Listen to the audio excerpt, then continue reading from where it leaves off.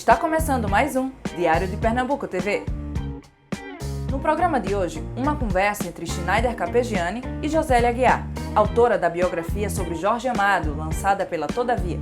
A pesquisa de 7 anos traz documentos e depoimentos inéditos, além de desmitificar o escritor.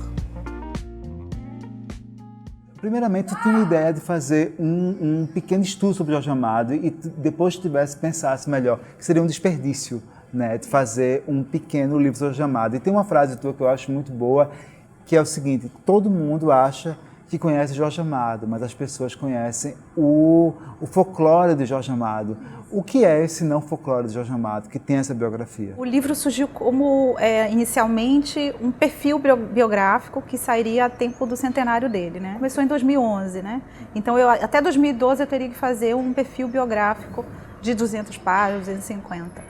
E a ideia que todos têm de Jorge Amado é aquela ideia de um senhor já bastante idoso, de cabelo branco, com camisas coloridas, né?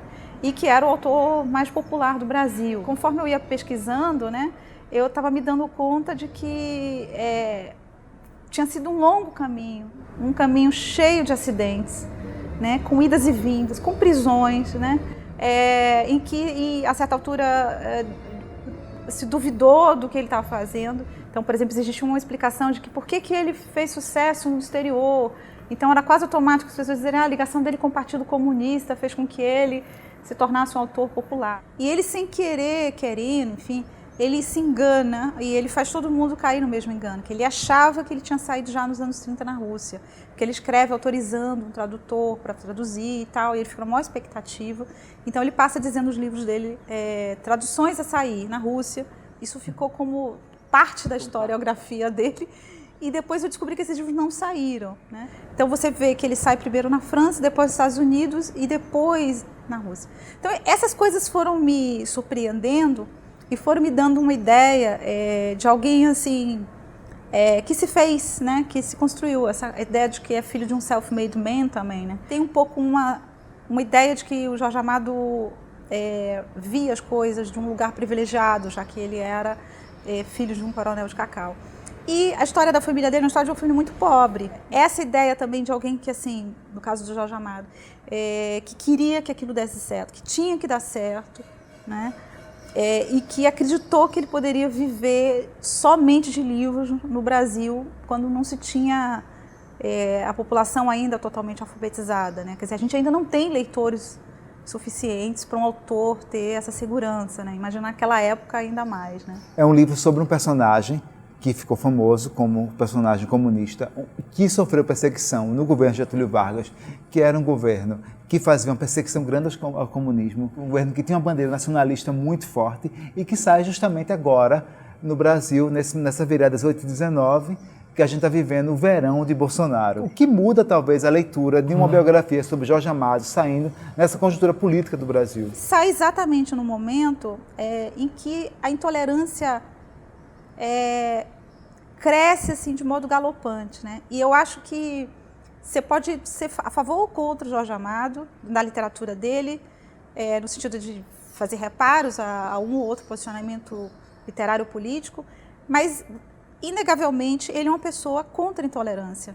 Passa uma mensagem, uma ideia, né, de convivência com a diferença, né? Quer dizer, ele abraça a cultura popular baiana, a cultura afro-baiana, em momentos em que isso ainda não tinha se tornado algo comum. Quer dizer, ele é muito vanguarda nisso. É um livro que sai no momento em que ele acaba, Jorge Amado, sendo uma figura identificada com, vamos dizer, a luta contra o preconceito, contra a intolerância, em defesa do diálogo, né?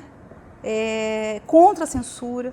Por exemplo, se você tivesse livro do Jorge Amado tanto no Estado Novo quanto na ditadura militar, você era preso, você tinha livro subversivo. Ele correu muitas vezes risco de ser preso. Ele foi preso durante o Estado Novo algumas vezes. O Cavaleiro da Esperança, que é a biografia do Prestes, ficou sem circular durante a ditadura. E houve um momento que os militares tentaram fazer uma censura prévia aos livros e ele e o Érico se juntaram contra isso e houve um recuo, né, dos militares. Então, de alguma maneira, as pessoas lembram que eles dois, Jorge e Érico, foram 2 que lutaram contra a censura prévia aos livros. O partido que ele toma a favor das religiões afro-brasileiras é menos por uma coisa de religião, né, porque ele mesmo dizia que ele era ateu, e muito mais por uma ideia de que eram grupos de resistência. Se você faz algumas leituras no Jubiabá, há um momento em que a saída é o partido, né? Sem dúvida, é um livro que ele faz quando ele está no auge da visão dele comunista, em 1935. Só que ele praticamente reescreve o Jubiabá, em 1969, que é o Tenda dos Milagres. Ele já é uma pessoa que vê o candomblé como uma saída política também, entendeu? Então, há uma mudança no próprio Jorge Amado, no sentido de também mudar o pensamento dele e se tornar ainda mais aberto.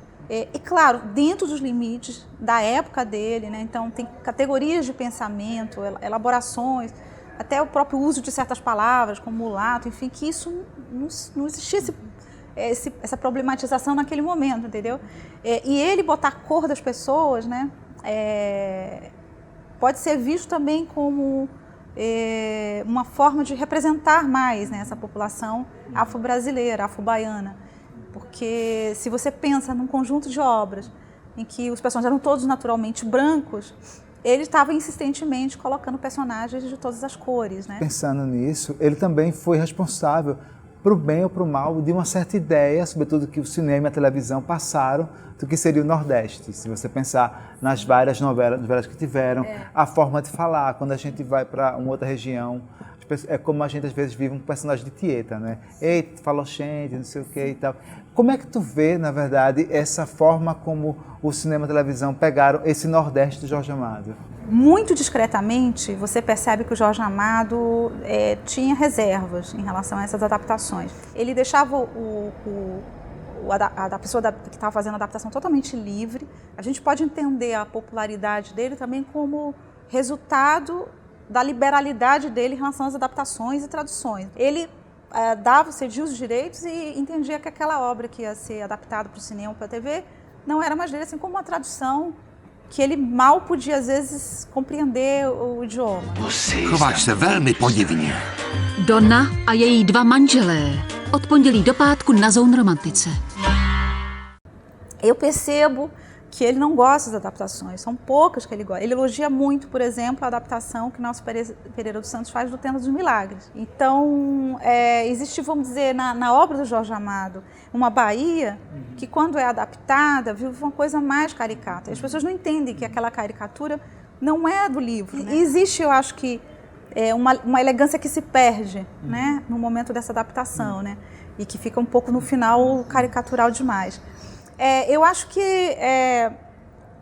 ele queria que esse Nordeste fosse representado, a Bahia, ele chamava o Brasil, né? Talvez ele errasse um pouco na ideia de que ele estava representando o Brasil. Ele não está representando o Brasil, está representando a Bahia.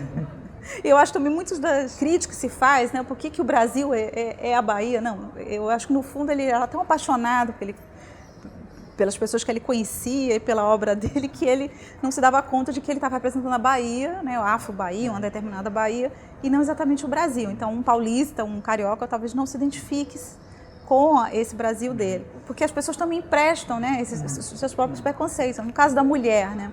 Se você for ver as primeiras capas dos livros dele, quem que é a Tieta da capa, quem que é a Gabriela, a Dona Flor, são mulheres.